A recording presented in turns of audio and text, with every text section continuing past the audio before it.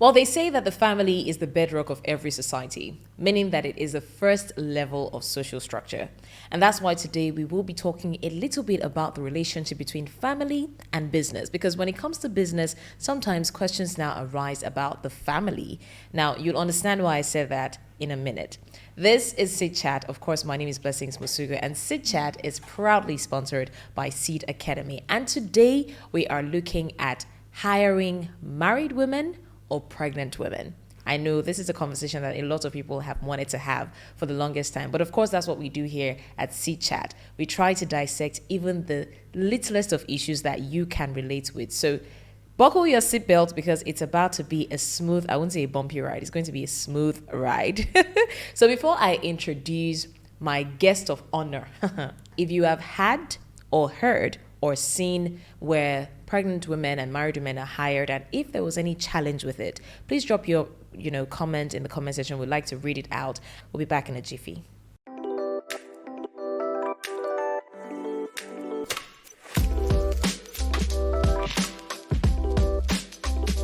And of course, with me is none other than, I would always like to call him a masterclass guru, an excellent business executive, analyst, and of course, consultant. And it's no other person than Mr. Ajibola Bamidele. Woo!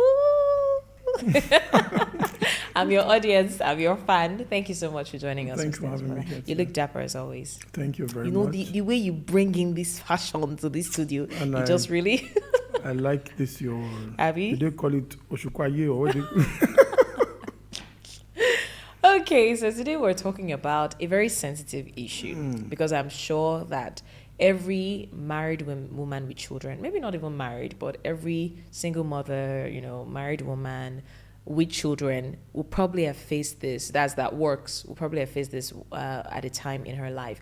That is talking about hiring married women and pregnant women. It's always a dicey issue, and a lot of times business owners are scared for some reason. So it's those fears now that I want us to discuss. So first of all, I'll ask you, what's your thoughts on hiring married women or pregnant women? So I've actually worked with non-pregnant women, pregnant women, married women before. So I can not pregnant, married, and I can tell you that I had a pregnant woman a time ago that immediately she got pregnant, she became very effective. She could work longer hours. Don't forget, when you take India hemp, have you taken India before? People tell you that when you take it, it makes them do better. Some, they can kolo. Depends on how your body aligns. So I've seen pregnant women that became very effective. In fact, we had to tell her to go when it was a week to due date. She was active. She was working. At some point, I said, if all pregnant women can be like this, then we must always hire pregnant women alone. Yeah. And I've also seen people that are not pregnant also, that you're wondering, if you are like this, you're not pregnant, how will you be if you're not pregnant? Because we cannot tell. Is either it increases or it depreciates. So because of that, I guess people cannot predict what will happen. That's why some employers want to play it safe. Of course, and there's so many governments that will kick against it. America, different laws that you cannot discriminate against that, pregnant women. But there's a question I will ask you also, because when I've talked about pregnant and married, I've seen people that because marriage is centered to your life. If you marry a crazy, you cannot function well because somebody have beat you, slapped you over the night. Then you got to work. You can't bring stars. You cannot bring your A game. And that's also that probability that we don't know. And that's why some employers also run away from it. But when you talk about pregnant women, I want to ask you a question. Imagine you hired a nanny and just give birth, you're the employer, just give birth to you have a 3 months baby. So you needed help. So you got a nanny. The nanny came in, and after like 2 months, the nanny said she's 3 months pregnant. What will you do? Well, I mean, if she's still able to watch my child for a while until she can no longer, I think I'll still let her. Okay, so now you stay. Let's say you also have a condition in your house whereby you need to get water, fetch water from upstairs, downstairs, upstairs. Maybe you don't have water and you need to fetch. I know what that And this lady is saying, man, she found it hard to bend to do the work. What are you gonna do? I'll let her go. Because She can't function. why? Because she's pregnant. Wait, so it's not because it's not because a bad thing. I'm not discriminating or anything, but this is me trying to be considerate. Okay. I mean, she cannot function, right? Okay. So she has to go. So it depends also the roles. There's some roles that, pregnant women might not be able to function. Not because of the lady, but because it might affect the lady's baby. And you don't want that, So that's why some employers stay out of it. And some people naturally, if you're giving excuses before getting married, I've seen some employers that you see them that immediately you get pregnant, they start looking for how to change you or how to let you go. And wondering why. Because probably before then, your productivity have been very low.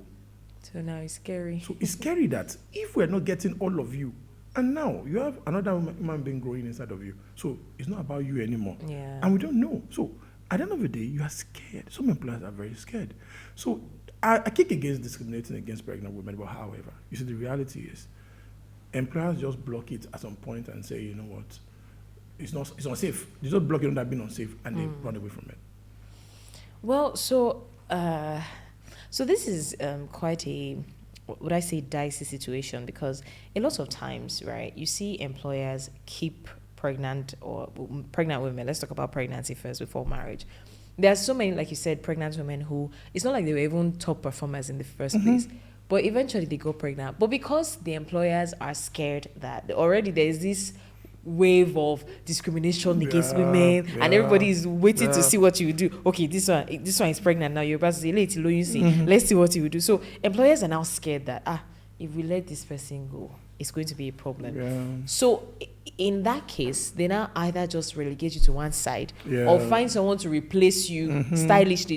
You just be coming to work until you do something small. So what do you say in that instance? Is it not best to just, I don't know, maybe not let the person go, but you already know that this person is now a liability to my company. And because the person is not delivering. Exactly. Because the person is delivering, and it also depends on the stage of that company to take on a particular role, and the person that became pregnant. There's a branch of a bank one time that the 4 marketers in that branch, 3 out of them, they were ladies. All of them, they got pregnant at the same time. I don't know how. So immediately, that branch went, why? Because management was not even talking about, you see the BM we say in the NPR and say, come, I have 3 pregnant women at this time. So when you look at it, if being pregnant will not affect performance, because what the business is concerned about is basically performance. But you also want them to create an accommodation for pregnant women. That also depends on their size.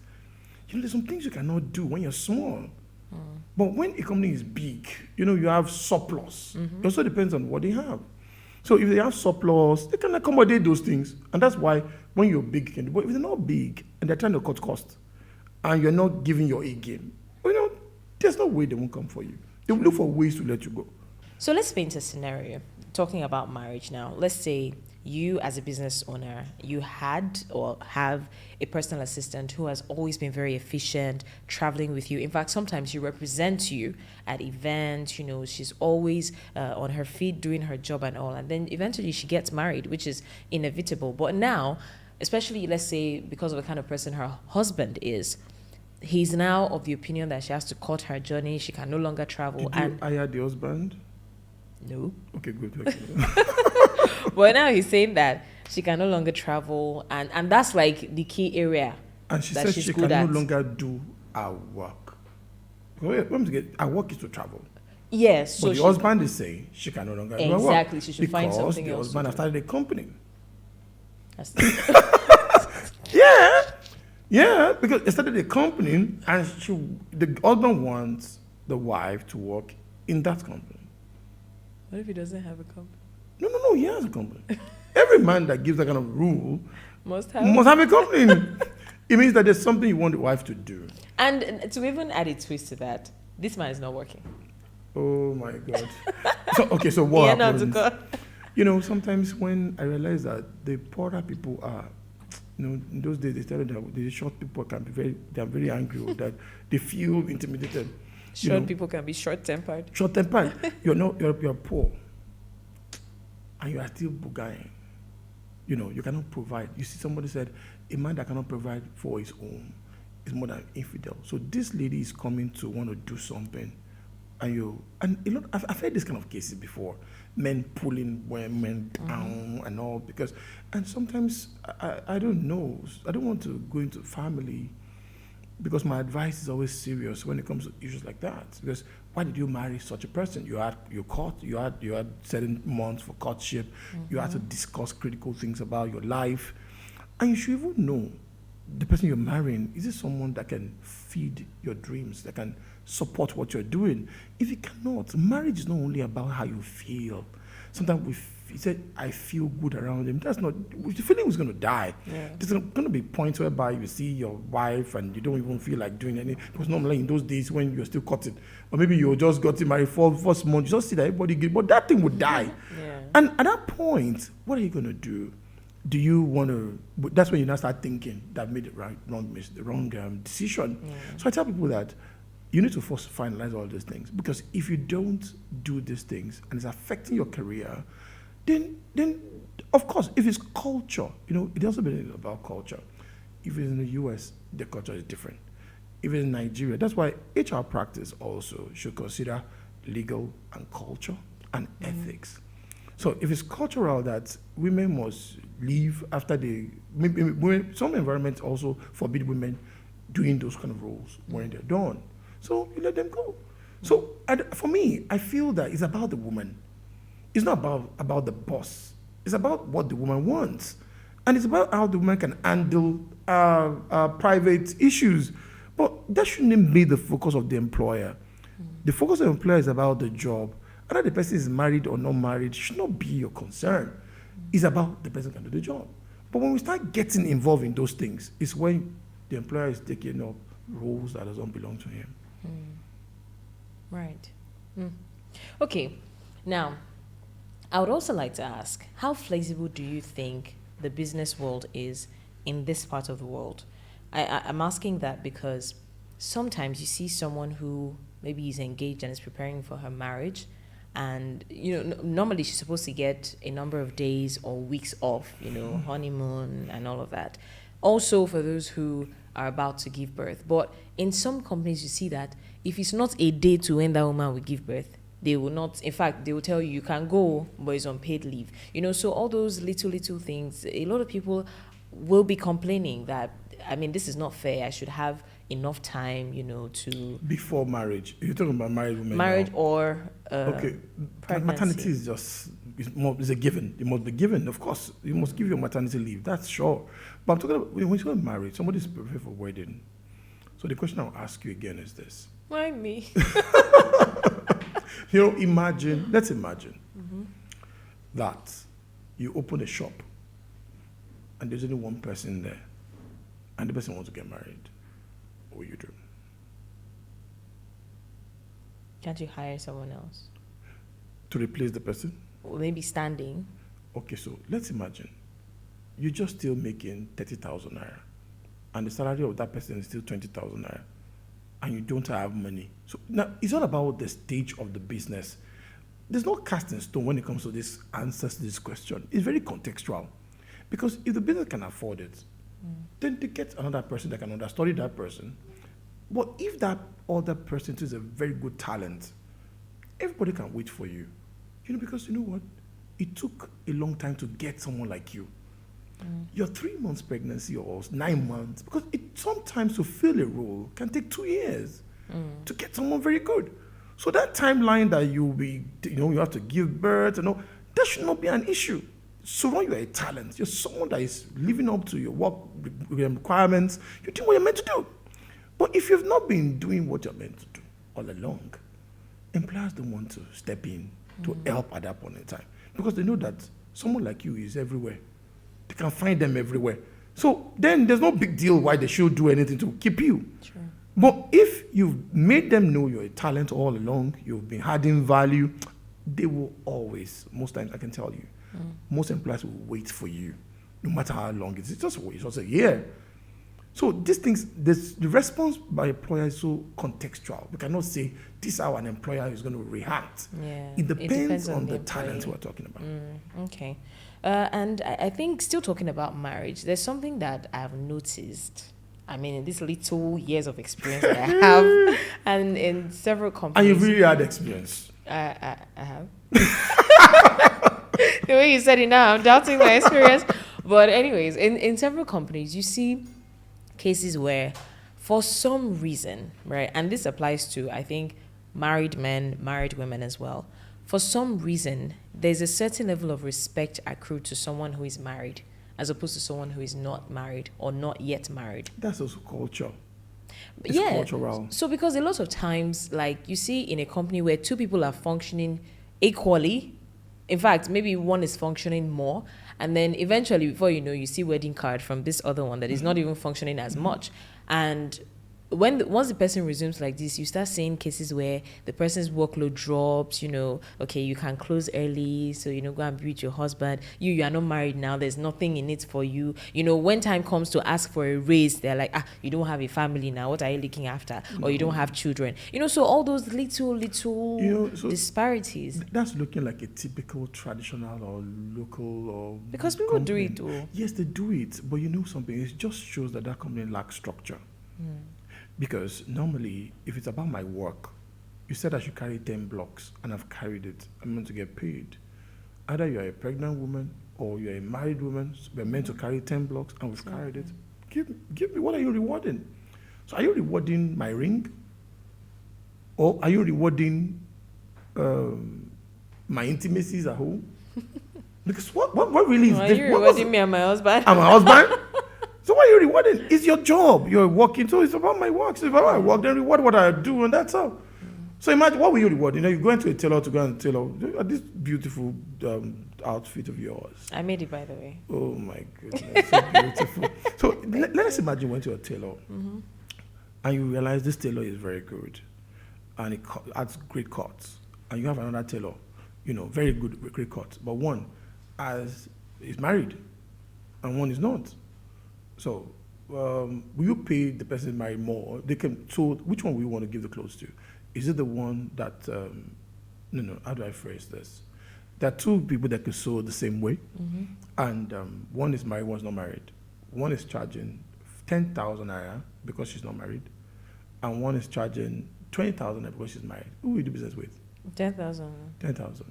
You won't do business with the married person. What's my business? No, but do you think if they're performing at the same level, which one will you now choose? The one that is married or the one that's not married? The cheaper one. Let's imagine they're not the same cost and they can sew the same way and deliver at the same time. Which one will you give close to? Any of them, really. Any of them. Yeah. So the issue of marriage or pregnancy is about the job. If you give me what I want, then I pay you off. But when employers start getting involved in what does not concern them, I don't know what concerns them. I know one time again, I just saw a manager, they started fighting, started frustrating a particular lady. Everything the lady does is always a problem. So one day, the manager now wrote a letter to want to get rid of that lady. So we now started investigating. It was because the lady met the manager in a club, and the manager has never seen the lady that hot before. So, so the lady wanted to dance. The manager wanted to dance with the lady. No, Alaji. You know this is. that Alaji song. Yes. Is actually what led to that Alaji song. It was one imam wanted to touch the Alaji. He wanted to touch the Alaja. So Alaji. So the same way, and that made the man got bitter. The manager felt disgraced. That's so came to the place of work and said, "I will also show you here where I am." That's also a major problem. Yeah. So we don't have to bring personal issues. Yeah. It's about the work. Or carrying that person's matter on your head. What's your business? What's your business about the person? But anyway, so before we wrap up, we're already short of time, but I just want to quickly ask this question, and I'm going to ask the viewers as well. You are a manager, let's say you have a very effective staff, a male staff. I think we've had something like that as a case study before here. So you have a male staff and he's performing excellently well. In fact, he's just at the verge of getting promoted. And one day you called him and for some reason you wanted to give him an assignment. And his wife picks up the phone and it's like, don't you ever in your life, you're giving him too much work. Whoa, away with your work. What would you do? Just very quickly, what would you do? What would I do? Yes, don't forget, he's a very efficient staff, right? He has never defaulted. He has been excellent to the core. And you are even about promoting him. And then you get that kind of backlash from his wife. No, definitely, I won't do it. I will have to call him and we have a conversation. He's having a problem somewhere. Something's wrong somewhere. So we need to talk. Because now, that lady's involvement, picking my call, make me a candidate to also counsel my staff. I'm trying to see what he's struggling with. Because at that point in time, it's no longer a work issue alone. Then I need to assist him. He's struggling. For your wife to pick your phone and talk like that on the phone, you've married a crazy. Okay, anyways, because of our time, I would love for this conversation to be extended, but because of our time, please let me know what you do in the comment section. You were in that situation. Let us know what your reaction would be. It's been another beautiful episode of Ceed Chat, and I always love being here because we get to learn, we get to share ideas, and of course, we get to share ideas with you, our wonderful viewers. Don't forget, Ceed Chat is proudly sponsored by Ceed Academy. My name is Blessings Bosugu. Once again, all thanks to Mr. Jibola Bamidele for doing justice to this topic. Thank you. Thank you very much. Till we come your way next time, don't forget to follow us on all our social media handles and click the subscribe button on YouTube. We'll definitely have much more for you. Bye. Ceed Academy, your growth partner.